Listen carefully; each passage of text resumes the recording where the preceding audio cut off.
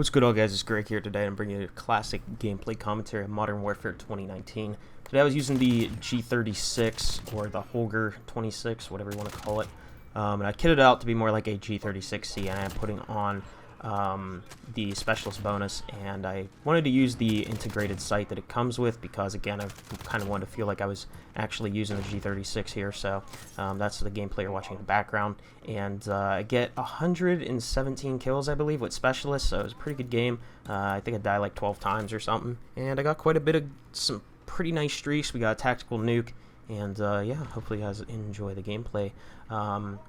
But Modern Warfare 2 is right around the corner. It is 18 days away, I believe, and I cannot be more excited to start playing a fresh game, especially in the modern time period, and start bringing you guys some content. Now, I'm really hoping that Modern Warfare 2 and the devs decided to fix some of the issues and core issues that the game had. But today I want to talk about a few things that I'm really hoping that they decide to change for launch. And yeah, so let's go ahead and get right into that. So first things first, one of the things that I am really hoping that the devs change for launch is the perk system. I really hope they just revert it to a traditional perk system, but with a fourth perk this time we could pick two of the default perks. I think that'd be pretty cool if we could have that. I also am really hoping that they do tone back the audio a little bit, and what I mean by that is the footstep sound. The footstep sound is pretty crazy in the current state of the game, and it's a little too loud, as you guys know, so I'm really hoping that the devs decide to tone that back a little bit. Right now I feel like the footstep audio is just a little wee bit too loud, you know, like you get sound horde a lot around corners, and right now it's like a lot of people were just kind of listening for footsteps, or kind of just camping, you know, they're not really moving, so really hoping that they do that, because yeah, in the game's current state, the footsteps were way too loud. Also, one of the other things that I'm really hoping that we have this year is a medals page, a really detailed combat record. I like looking at statistics. I don't really go for stats. I don't play for stats, but I really do enjoy looking at statistics and data, and it just gives you something to grind for. One of the things I felt that was really lacking in past Call of Duties, and I don't know if you guys will agree with me, but I feel like there just really hasn't been a grind in the game, other than just playing the game and buying microtransactions. You know, like I feel like that's really what they want you to do.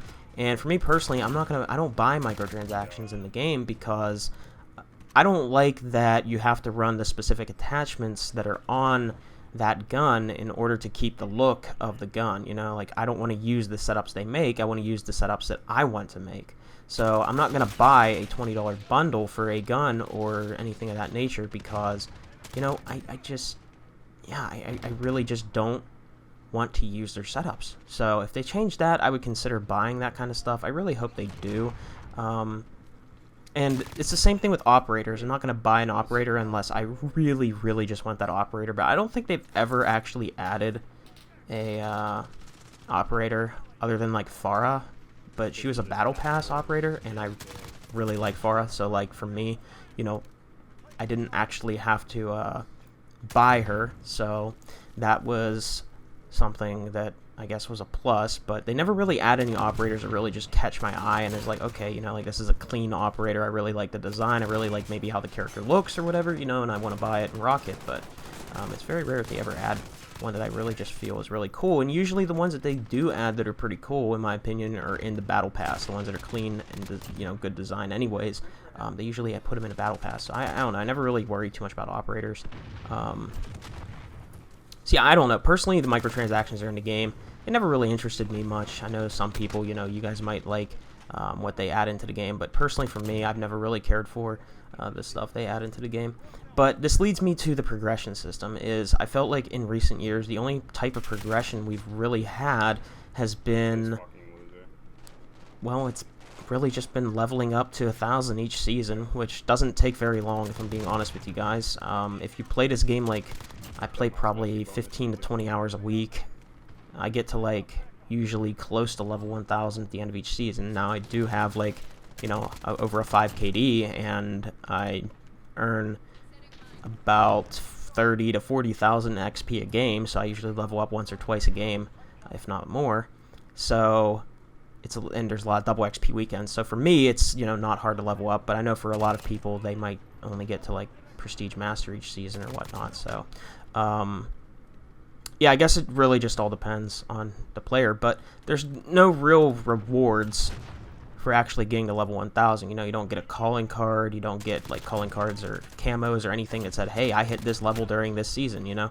Like there's no incentives to really go to 1000. In Cold War, you got prestige tokens, but even then that wasn't too much of an incentive, right?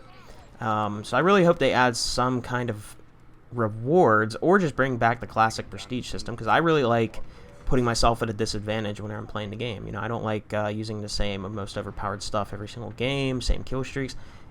In my opinion, prestiging kept the game fun. You would have to re-unlock everything, and you would have to use certain guns, certain kill streaks, certain equipment. You know, each prestige you go through the game, and it made you really switch up your tactics, your strategies, and you know, you could carry one item over into your next prestige if you used a prestige token after starting with Modern Warfare 3. They did that, and I thought it was a pretty good system. It made things interesting, and it kept things fun. I really do miss the classic prestige system, but I also don't know how it would fit into the game with the stricter form of skill-based matchmaking, especially how strict it usually is in the beginning of the game's life cycle. Kind of seems to get weaker as the year goes on, but always at launch it is the most strict form possible.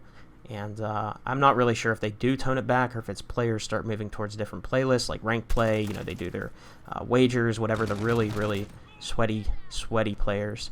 And then you usually just have your pub stompers that stick in pubs. But yeah, I don't really know what they do with that. But I just don't know if Classic Prestige would really work with the level of skill-based matchmaking at launch. So, especially now, I think they did a step in the right direction with how they're going to do the weapons and everything. They're going to make it so that you have to use certain weapons, you unlock new weapons through using certain weapons, and you unlock more attachments for a family of weapons, and then you also unlock, you know, the attachments for that specific weapon as well. And I think it's like 20 levels for the specific attachments for that gun, and then there's like a family tree of attachments. So I like that they're overhauling the attachment system, but at the end of the day, I still think there needs to be some incentives for players to continue to grind the game other than just getting a mastery camo and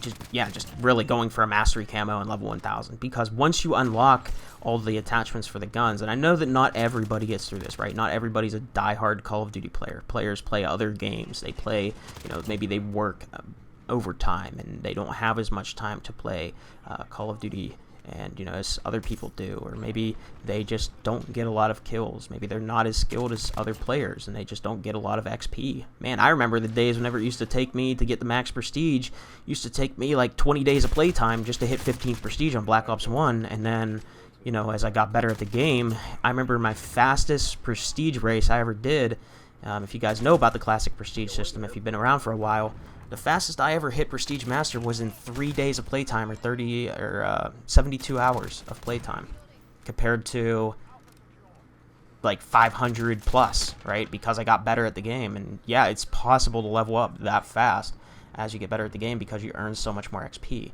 There's also not a lot of calling card grinds. I don't know if you guys remember grinding for calling cards back in Black Ops 2, going for nuked outs, the nuclear medals, all those different calling card challenges you had. That was fun to do. I just want there to be a lot more sandbox with Modern Warfare 2, because I felt the game had a pretty good sandbox when it came to map design, weapon variety, and the current progression system. But at the end of the day, I feel that there's still a lot more for improvement, and I don't understand why they kind of went away from the traditional system that we had in place back in the day, because I truly felt that that traditional system that we had a lot more incentives to keep playing, had a lot more fun stuff to grind for, and at the end of the day, I feel that nowadays we're just kind of lacking the soul, you know, that the multiplayer used to have.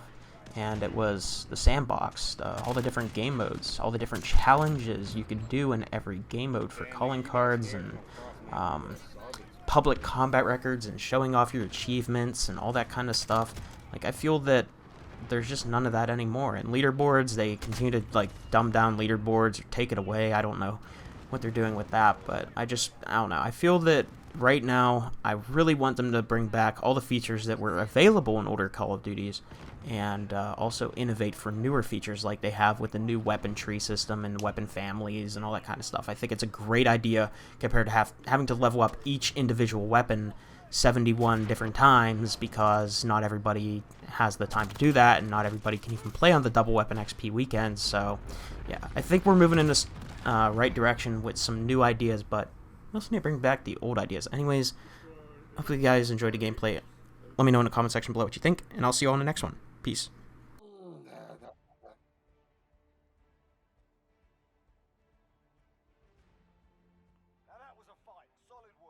Real life 2022 be like. Oh, well, someone doesn't know the color of grass. I think y'all don't understand the fact that no one wants to be ass like you, bitch. I think your mama's Go dick. eat 14 dicks, bro. Go eat 14 billion dicks, bro. Oh, you Why do you 14 sound Go mom. eat 14 Yo, billion son of- dicks.